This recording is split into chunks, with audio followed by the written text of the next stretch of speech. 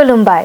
गोजोन फुंबिलिनि गासैबो बड'लेण्ड बुब्लिनि अनसायगिरिफोरखौ बरायग्रोबाय। दिनै 2 मे सनिबारनि फानजामुथिखौ फरायथिनो लादों आं उदांस्रि मुसाहारिया।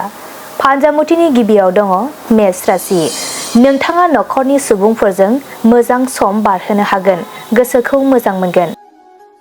बृष राशि। गोदान खाबुफोर फैगोननि आसा दं, नाजानायनि फिथाइखौ मोनफुंनो हागोन। मिथुन राशि। नोंथांनि थाखाय मुलाम्फा गोनां सान जागोन, रांखावरि आरजिना लानो हागोन। कर्क राशि। गोजाम खामानिफोरखौ मावफुंना लानो हागोन, गोसोखौ रेजें मोनगोन। सिंह राशि। मावनांगौ बिबाना बांनो हागौ, रांखान्थियारि बिथिङाव सांग्रां जानांगोन। कन्या राशि। सिगां फारसे दावगालांनो थुलुंगानाय मोनगोन, मोजां सान। तुला राशि। नखर जौगानायनि खामानि मावना होनो हागोन, गोसोआव रंजाखांनाय फैगोन। वृश्चिक राशि। नोंथांनि थाखाय खैफोद गोनां सान जानो हागौ, लामा हान्थिनायाव सांग्रां जा। धनु राशि। नोंथाङा खामानियाव गोदान बिबान मोननो हागौ, देहाखौ जोबोरैनो मेंखांनाय मोनगोन।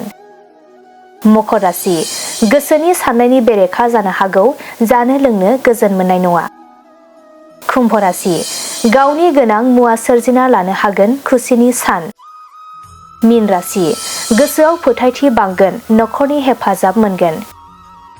दिनै सानसेनि राशि फरायथिनायाबो एसेनोसै।